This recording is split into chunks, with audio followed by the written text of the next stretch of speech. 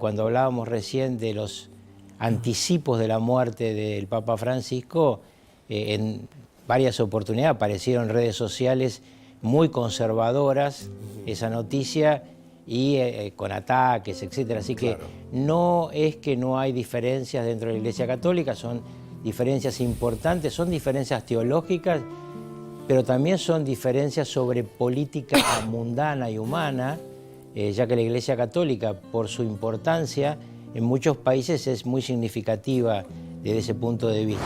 Doctor Carlos Rucauf. Carlos, a ver, el hombre propone más que nunca y Dios dispone. Íbamos a hablar hoy de política y de esas cuestiones que hablamos permanentemente y nos sorprende la muerte del Papa, que yo digo, esto es como cuando te pasa con un familiar que sabes que está enfermo.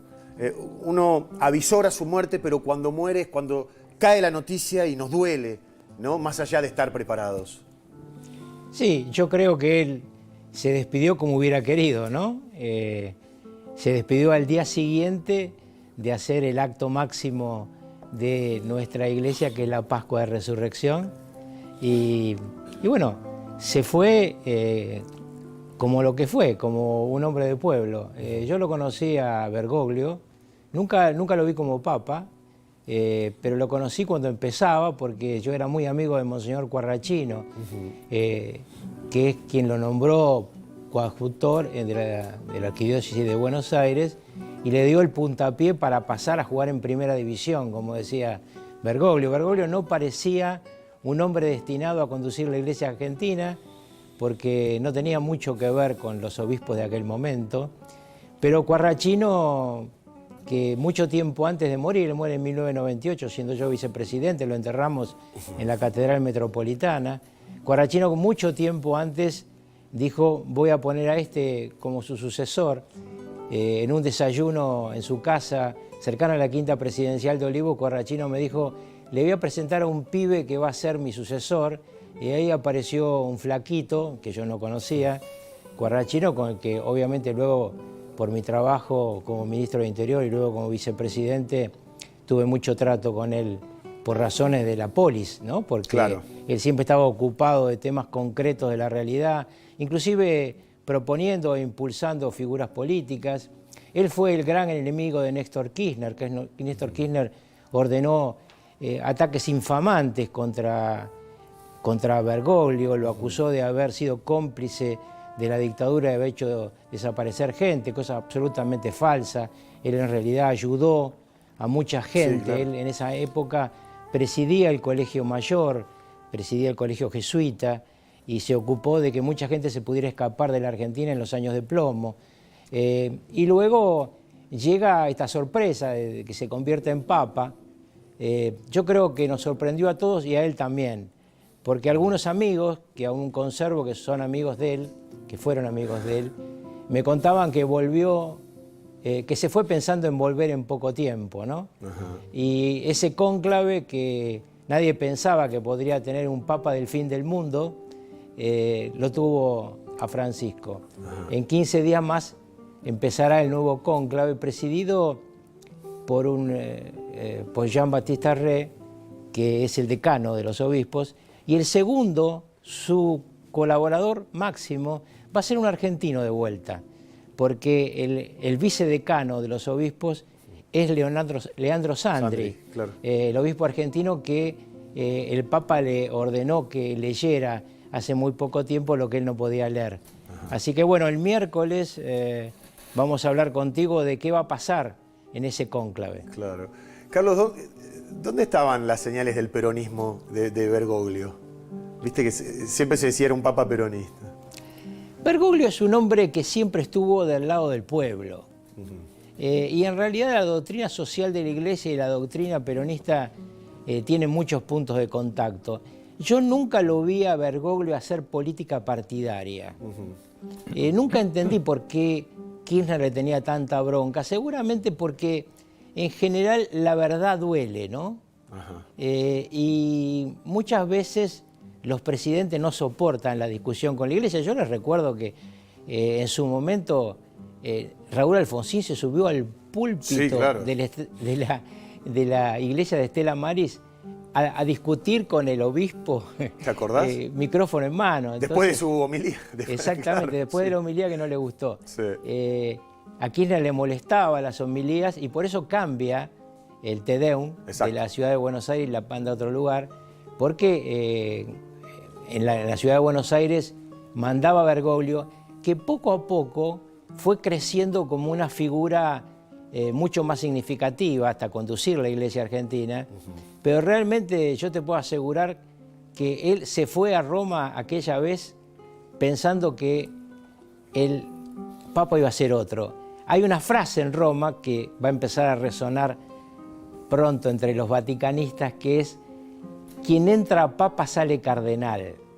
Es decir, los que fueron candidatos en ese momento al papado, ninguno de los 5, yo el miércoles te voy a dar los 5 próximos candidatos más fuertes. Ah, ¿ya los tenés? Sí, bueno, los vaticanistas lo tienen hace rato porque en la Iglesia Católica hay una interna. Sí, claro. Hay una interna importante entre lo que ha sostenido todos estos años Bergoglio y lo que sostienen lo que se llaman tradicionalistas. Pero les doy un dato muy interesante. En el cónclave, al próximo papa lo van a elegir 2/3 de los obispos. Y este papa que se va, que se ha ido al lado del Señor, este papa nombró 2/3 de los obispos que van a votar. Claro. ¿Esto garantiza un sucesor? No. No, claro. No, porque cuando Juan Pablo II, un papa con el que sí estuve 3 veces como papa y era un tipo muy armado políticamente también, sus posibles sucesores, los que habían armado aquel colegio cardenalicio, que eran Sodano y Sandri, el argentino, ninguno de los dos estuvo en la foto, fue Ratzinger. Tampoco se esperaba a Bergoglio. Vamos a ver qué dice el Espíritu Santo para el próximo concilio. Qué bueno lo que contás, Carlos, porque es imposible escindir a cualquier papa de alguna actividad política. Vos decías Juan Pablo II, Karol Wojtyła llega a su papado en los albores de los 80 y vive la caída del comunismo. Él es clave en la caída del comunismo. Fundamental. Yo un día le pregunté al Papa, yo en ese momento era embajador ante el Quirinale, no ante el Vaticano, en Roma, y tuve la oportunidad de verlo al Papa porque yo era parte de la acción católica, de lo que en ese momento se llamaba el Movimiento Cristiano Internacional, y él nos dio una vez una misa en las catacumbas de los palacios vaticanos, y una vez le pregunté sobre el tema de su lucha contra el comunismo. Su apoyo a Lech Walesa. Sí, pero mucho más, el que lo impulsó a Lech Walesa, porque en la historia real es que ese papa polaco estaba convencido de que había que liberar a su pueblo. Claro. La liberación de los pueblos es parte fundamental de la historia de quienes quieren estar del lado de los pueblos, ¿no? Y el comunismo será una doctrina absolutamente absolutista, y él hizo muchísimo, hasta tal punto que me contó en una oportunidad que le habían pedido a las autoridades polacas que no fueran, y me dijo: en el momento en el que eso me dijeron, decidí la fecha del viaje. Claro. Siempre los papas tienen un rol. Recién tu colega aquí en la mesa recordaba la importancia de Francisco sobre temas que no se tocaban. Homosexualidad, divorciados, el rol de la mujer. Hace mucho tiempo que hay un debate adentro de la Iglesia Católica sobre el rol de la mujer. El retroceso de la Iglesia Católica en determinados lugares del mundo, porque avanzan otras iglesias, el rol que tiene el islamismo en este momento, el rol que tiene el conflicto en Medio Oriente, temas que a él lo preocupaban mucho, pero además que preocupan a la Iglesia y la preocupan desde posiciones diversas. Ya los voy a contar porque hoy es el final de una historia, Carlos, una historia hermosa, perdón. pero empezaremos el miércoles a contar la próxima. Carlos, usted que es un especialista, digo, la foto del Papa en Irak, ¿no? Esa foto histórica, ninguno pisaba el suelo del Medio Oriente y él se reunió con las máximas autoridades, eso no lo hace cualquiera, ¿no? Los viajes de este Papa fueron muy importantes en los continentes que no se visitaban, en la lucha por la recuperación. La importancia que le dio, por ejemplo, esta estructura vaticana al rol del catolicismo en China es otro tema que ha pasado muy desapercibido. total. La Iglesia Católica, al igual que cualquier otra confesión, es brutalmente perseguida por la dictadura china.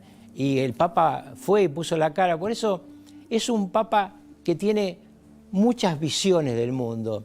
Ahora, también es un Papa que tiene una oposición interna, y de eso también vamos a hablar el miércoles. ¿Qué pasa con los tradicionalistas? ¿Qué pasa con los progresistas? Sí. ¿Qué puede pasar en nuestra iglesia? Pues yo soy católico, obviamente. Yo siempre creo igual que esto lo termine definiendo el Espíritu Santo, porque si no, no hubiera habido tantos cambios. Porque cada papa nombra prácticamente a los colegios cardenalicios que Claro, lo van a suceder. claro. Sobre todo si duran mucho, como Juan Pablo II y Bergoglio, ¿no? Otros no tuvieron el tiempo, Juan Pablo I, por ejemplo. Pero no necesariamente, y en general, al contrario de lo que se piensa, los sucesores no son lo que se pensaban. Claro, claro, claro. Lo que vos decís, Juan Pablo I, es verdad. En realidad, los cardenales habían sido nombrados por Pablo VI.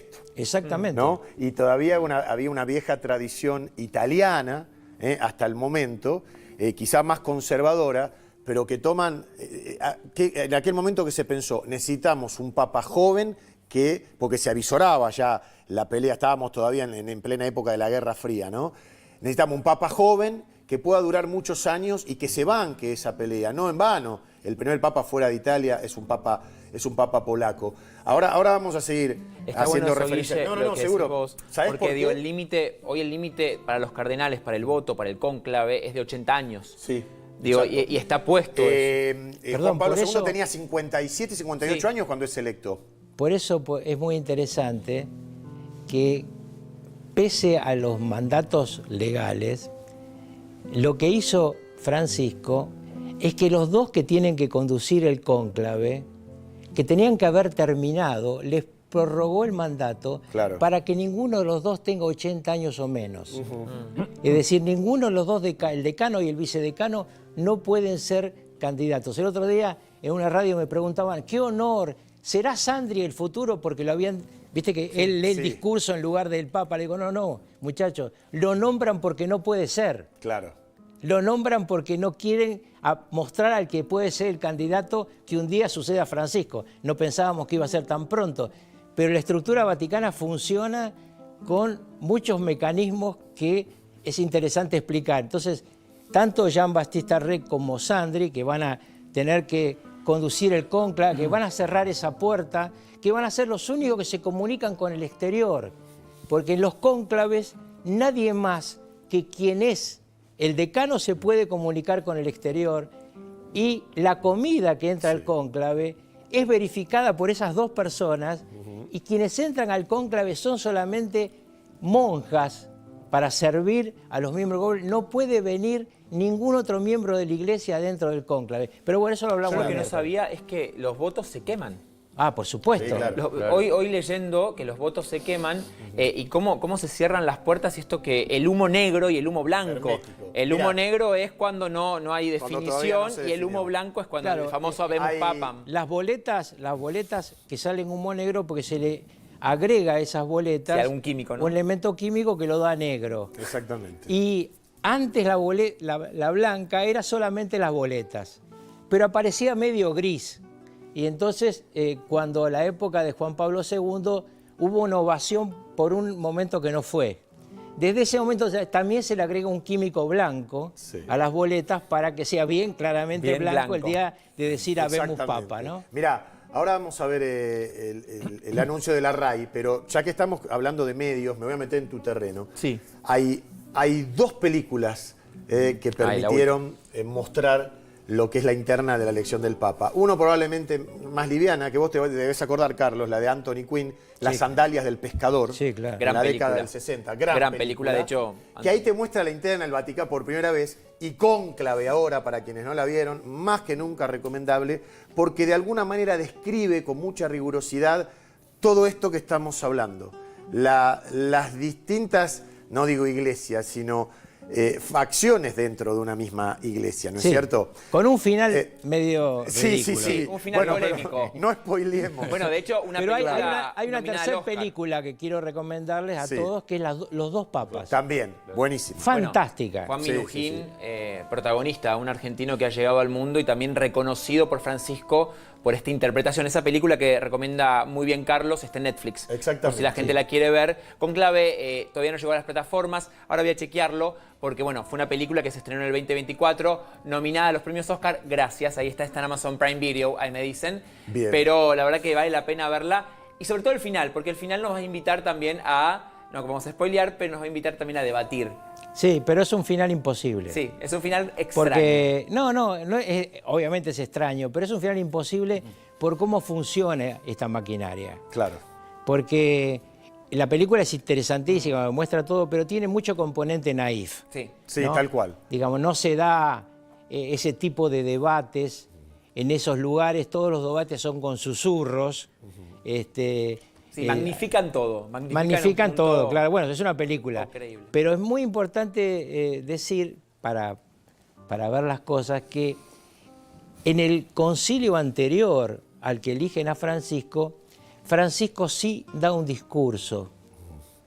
Y ese discurso de Francisco en ese cónclave va a tener mucha importancia en el cónclave siguiente cuando Claro. pide la jubilación el Papa. Porque recordemos que hay un Papa emérito, hay un Papa Exacto. jubilado Sí.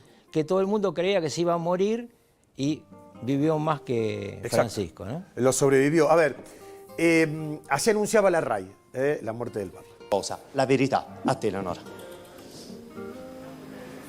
Mamma mia.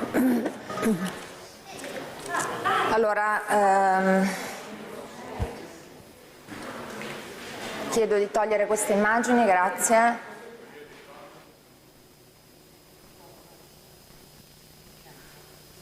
Sono arrivate due agenzie, un'ANSA e una DN Kronos, che io come giornalista leggo. Non penso una delle notizie più tristi per tutto il mondo. Le agenzie riportano ora la morte del Papa. È morto il Papa. Questa è la notizia, è morto Papa Francesco. Oh Cristo. Io penso che in questo momento, Don Antonio, ci sia solo silenzio e preghiera. Silenzio e preghiera. Oh Signore. Un uomo che ha parlato al mondo di amore, di pace, di coraggio. Ma fino all'ultimo l'ha fatto. Fino all'ultimo Scusami, Maria Rita. Don Antonio. Dico un uomo che ha parlato Qué fuerte, al ¿no? mondo Cuando Sí, pero siendo comunicadores una noticia de estas características te sorprende. brutal y además, evidentemente la conmoción que sufría, pero también tengan en cuenta ustedes como periodistas que debe haber habido un chequeo muy fuerte de lo que estaba pasando. Sí. ¿Por qué? Porque hubo ya, durante la enfermedad de Francisco, Algunos amagues, sí. no, versiones fake que news, salieron mucha fake. en Mucha dos, fake. en dos, Dos veces. Sí. agencias. Así que la RAI, que es, ustedes saben, en RAI es la Radio Televisión Italiana, tiene 3 RAI, 1, 2 y 3, cada uno la controla una fuerza política distinta. Y el momento de dar esto debe haber sido, primero, un seguro, ¿no? Por la cucaracha. No quería darla Pero la será periodista porque Eleonora Danieles, se estremece, sí. es un programa igual al nuestro, porque Sí. es de esta misma hora, es el magazine matinal, estaban cubriendo que se había desmoronado un teleférico en Nápoli. Ahí estaba el cronista haciendo la cobertura y hacen el corte mucho tiempo después del anuncio oficial, esperaron igualmente el chequeo, pero la conmoción, Guille, Claro. me recuerda a cuando anunciaste la muerte de Diego. Yo decía lo mismo, a veces te ocurre que vas contra la regla fundamental del periodismo, que es querer dar una primicia porque no lo podés creer. Claro. ¿No? Y fíjate que a esta colega italiana le pasa lo mismo. Entra en un estado de shock y de conmoción hasta que alguien seguramente desde este comunicador que nosotros llamamos La Cucaracha, donde está nuestro productor ejecutivo dándonos las últimas noticias, el último momento, le debe haber dicho, decilo, está confirmado por el Vaticano, ha muerto el Papa. Porque ¿no? por eso ustedes ven, ella dice en italiano, voy a dar una noticia y se queda, cosa muy rara en un comunicador, Sí. cualquiera de ustedes, y también en la televisión italiana, yo he visto tantos años televisión italiana, se queda en una pausa que le están diciendo, pero sí, decilo seguramente. Exacto, sí. ¿Eh? Conozco Evero, eso. Evero. Conozco eso. No, Mirá, es todo un tema Sin para un dudas. periodista, porque imagínate que si dice lo contrario, sí. si ella dice que el Papa murió y no fue, No, tal cual. eso se convierte en la noticia mundial en el ella. papelón. Claro, el Exactamente. papelón mundial Bueno, ella. de hecho, como bien vos decías, Carlos, durante los 38 días de internación en la neumonía bilateral del Papa, que era un estado grave y la verdad, en las últimas apariciones se lo vio muy delicado de salud, las noticias no eran buenas y a su vez muchos medios inventaban esto para hacerlo trascender en redes sociales. Sí. Y lo hacían, lo que generaban obviamente estas Porque fake news además hoy en las con, redes con sociales, X y en demás. las redes sociales hay un ¿Me perdonan un combate segundo? ideológico. Sí. Ahora, Carlos, ahora lo vamos a seguir porque tengo un último. Quiero volver al doctor Rucauf. Carlos, para preguntarte, a ver, ¿qué papa está demandando como sucesor el mundo, o por lo menos la Iglesia Católica? ¿Vos qué avisorás, más allá de saber que hay 5 o 6 candidatos, que algunos pueden pertenecer más a esta iglesia abierta de Francisco y otros a la tradicional? Bueno, yo soy creyente, así que yo creo en el Espíritu Santo que termina dándole a los obispos en el colegio cardenalicio la señal. Que a ese cónclave llegan corrientes absolutamente opuestas, no les quepa duda. Cuando hablábamos recién de los anticipos de la muerte del Papa Francisco, en varias oportunidades aparecieron en redes sociales muy conservadoras esa noticia y con ataques, etcétera. Así que no es que no hay diferencias dentro de la Iglesia Católica, son diferencias importantes, son diferencias teológicas, pero también son diferencias sobre política mundana y humana, ya que la Iglesia Católica, por su importancia, en muchos países es muy significativa desde ese punto de vista. Pero bueno, hoy toca rezar por Bergoglio, por Francisco, como él siempre pedía, recen por mí. Y el miércoles empezaremos hablando de otro día, porque además, como te imaginarás, tengo acá en mi teléfono los productores de otros programas que me dicen, ¿por qué no te vas de ahí y venís? Bueno, porque yo quedé con Guillermo que empezaba este día y cumplo mis compromisos. Muchas gracias por haber venido, Carlos. Situaciones especiales que nos cambian la vida, que nos cambian un programa de televisión, pero que vale la pena siempre escuchar tu aporte valiosísimo. Gracias. Nos vemos el miércoles.